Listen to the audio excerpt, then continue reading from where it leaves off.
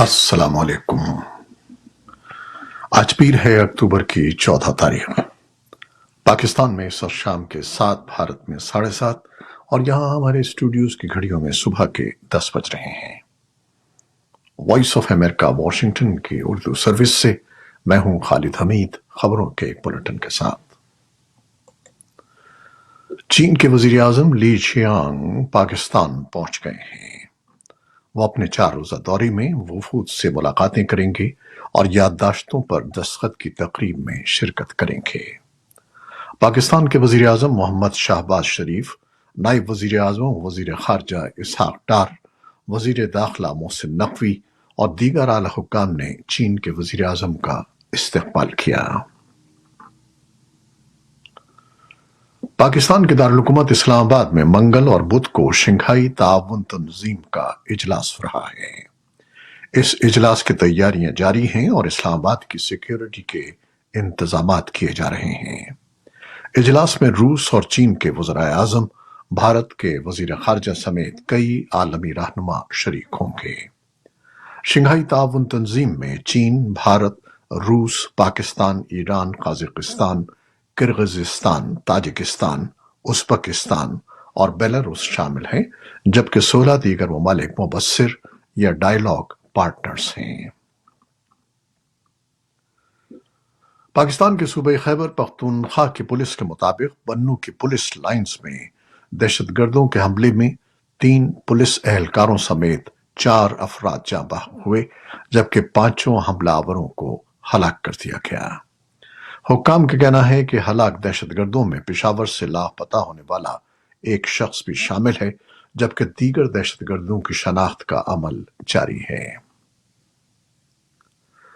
قبائلی ضلع خیبر کی تحصیل جمرود میں پشتون تحفظ تحریک PTM کے زیر اہتمام 3 روزہ جرگے کے اختتام پر اعلان کیا گیا ہے کہ اگر دہشت گردی میں ملوث قوتیں 2 مہینوں کے اندر پشتونوں کی سرزمین سے نہ نکلیں تو جرگے میں تشکیل دی جانے والی 80 رکنی کمیٹی ان کے خلاف لائحہ عمل طے کرے گی۔ اختتامی سیشن میں وزیر اعلیٰ سردار علی امین خان گنڈاپور اور گورنر فیصل کریم کنڈی بھی شریک ہوئے۔ پاکستان کے شہر کراچی کے پولیس حکام نے اتوار کو سول سوسائٹی اور انسانی حقوق کی تنظیموں کے احتجاج کے دوران مظاہرین کے ساتھ بدسلوکی کرنے پر 11 اہلکاروں کو معطل کر دیا ہے۔ سندھ پولیس کے ترجمان علی راشد نے خبر رساں ادارے AFP کو بتایا کہ صورتحال کو مس ہینڈل کرنے والے پولیس اہلکاروں کو معطل کیا گیا ہے۔ جنگ زدہ علاقے غزہ کے 27 گئے ہیں۔ یہ فلسطینی طلباء میڈیکل کے طالب علم ہیں جو اپنی ڈگری مکمل کرنے کے لیے مصر کے راستے پاکستان پہنچے ہیں۔ لاہور پہنچنے پر غیر سرکاری تنظیم الخدمت فاؤنڈیشن نے طلباء کے وفد کا خیر مقدم کیا۔ گزشتہ روز قاہرہ میں پاکستان کے سفارت خانے نے بتایا تھا کہ غزہ سے تعلق رکھنے والے یہ طلباء لاہور پہنچ کر اپنی باقی تعلیم مکمل کریں گے۔ امریکہ اور پاکستان کی بحری افواج نے بحیرہ عرب میں مشترکہ مشقوں کا انعقاد کیا ہے۔ ان مشقوں میں پاکستان کے جہاز PNS بابر جبکہ امریکی جہاز USS اوکین شریک ہوئے ہیں۔ اس دوران مختلف آپریشنز کا مظاہرہ کیا گیا۔ بھارت نے کینیڈا کی طرف سے اس سفارتی ابلاغ کو مسئلہ خیز قرار دیا ہے جس میں بھارتی ہائی کمشنر اور دیگر سفارتکاروں کو ایسے افراد قرار دیا گیا ہے جو تحقیقات کے لیے ضروری تھے۔ بھارت کی وزارت خارجہ نے ایک بیان میں کہا کہ وہ اب یہ حق محفوظ رکھتا ہے کہ وہ اپنے سفارتکاروں کے خلاف من گھڑت الزامات لگانے کی کینیڈین حکومت کی ان تازہ ترین کوششوں کے جواب میں مزید اقدامات کرے۔ نئی دہلی کا کہنا ہے کہ یہ مراسلہ اتوار کو موصول ہوا ہے۔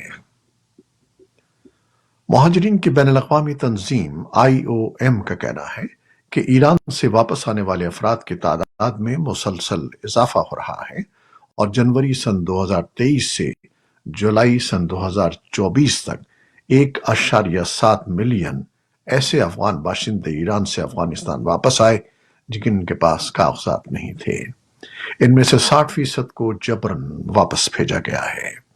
اسی دوران کابل میں ایک کانفرنس میں طالبان حکومت کے نائب وزیر خارجہ شیر محمد عباس ستائنکزئی نے کہا کہ ایرانی میڈیا سیاستدان ملک میں افغان مہاجرین کے بارے میں غلط معلوم پھیلا رہے ہیں اور افغان مہاجرین کو ہراساں کیا جا رہا ہے۔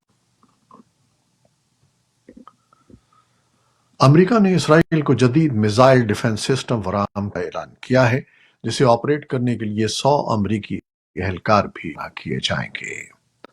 گزشتہ برس حماس کے اسرائیل پر حملے کے بعد شروع ہونے والی جنگ میں یہ پہلا موقع ہے جب امریکی اہلکار اسرائیل میں تعینات کیے جائیں گے۔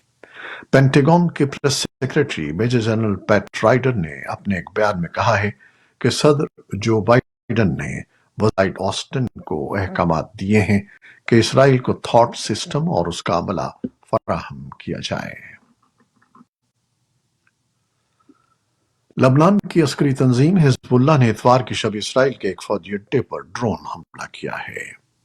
اسرائیل کی فوج نے پیر کو حملے کی تصدیق کرتے ہوئے کہا کہ حزب اللہ نے بنیامین علاقے سے متصل فوجی اڈے پر حملہ کیا ہے، جس کے نتیجے میں 4 فوجی ہلاک جبکہ متعدد زخمی ہوئے ہیں۔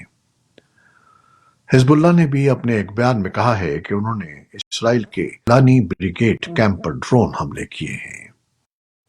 طبی حکام کا کہنا ہے کہ ان حملوں میں زخمی 67 افراد کو ہسپتال منتقل کیا گیا، جن میں متعدد کی حالت تشویشناک ہے۔ غزہ کے الاقصی ہسپتال کے صوبے اسرائیلی فوج نے بے گھر فلسطینیوں کے خیموں پر حملہ کیا ہے، جس کے نتیجے میں 3 افراد جاں بحق جبکہ 50 سے زائد زخمی ہو گئے ہیں۔ فوج کے مطابق اس نے حماس کے کمانڈ سینٹر کو نشانہ بنایا ہے۔ حماس تردید کر چکی ہے کہ وہ عام شہریوں کے لیے مخصوص مقامات کو کارروائیوں کے لیے استعمال نہیں کرتی۔ ایرانی وزیر خارجہ عباس عراقچی نے پیر کو مسقط میں ایران کی حمایت یافتہ یمنی حوثی تحریک کے ایک اعلیٰ عہدیدار محمد عبدالسلام سے ملاقات کی ہے۔ وزارت خارجہ نے عراقچی کے حکومت کے دورے کے دوران ان کی بات چیت کی تصاویر بھی جاری کی ہیں۔ اتوار کے روز ایران نے اس بات کا اعادہ کیا کہ جنگی صورتحال کے لیے مکمل طور پر تیار ہے، لیکن جنگ نہیں چاہتے، امن چاہتے ہیں۔ امریکہ میں پیر کو کولمبس ڈے اور آبائی امریکی باشندوں کا دن منایا جا رہا ہے۔ اس موقع پر ملک بھر میں تعطیل ہے، جس کا آغاز 1971 میں کیا گیا تھا۔ امریکہ میں ہر سال اکتوبر کے دوسرے پیر کو یہ دن منایا جاتا ہے، جس کی مناسبت 12 1492 کے اس دن سے ہے جب اٹلی کے مہم کولمبس نے اس خطے میں قدم رکھا تھا، جسے دنیا اب امریکہ کے نام سے جانتی ہے۔ بھارتی ریاست کرناٹک کے شہر میسور میں رنگ برنگ ملبوسات پہنے ہزاروں نے مذہبی تہوار میسور دسہرہ کی تقریبات میں شرکت کی۔ 10 روزہ تقریبات کے آخری دن ہندو دیوی چامنڈیشوری کی پوجا کی گئی اور ان کی مورتی کے ہمراہ یاترا کی گئی۔ ان کا مندر بھی میسور میں ہے۔ یہ مذہبی تہوار ہندو دیوی کی ایک راکشس مہیشاسور کے خلاف فتح کی خوشی میں منتا ہے۔ لارنس بشنوئی گینگ نے سیاسی نیشنلسٹ کانگریس پارٹی کے رہنما اور بزنس مین بابا صدیق کے قتل کی ذمہ داری قبول کر لی ہے۔ گینگ کے ایک ممبر کا دعویٰ ہے کہ انہوں نے بابا صدیق کو اداکار سلمان خان اور داؤد ابراہیم جیسے انڈر ورلڈ شخصیات سے مبینہ روابط کی وجہ سے نشانہ بنایا ہے۔ بابا صدیق کے قتل کے بعد سلمان خان کے اپارٹمنٹ کے باہر بھی سیکیورٹی سخت کر دی گئی ہے۔ امریکہ کی خلائی کمپنی اسپیس ایکس نے اپنے سب سے بڑے اسٹار شپ کی پرواز اور ریاست ٹیکساس میں لانچ پیڈ پر بحفاظت واپسی کا کامیاب تجربہ کیا ہے۔ راکٹ کا اگلا حصہ تجربے کے لگ بھگ 1 گھنٹے کے بعد سمندر میں گر گیا تھا۔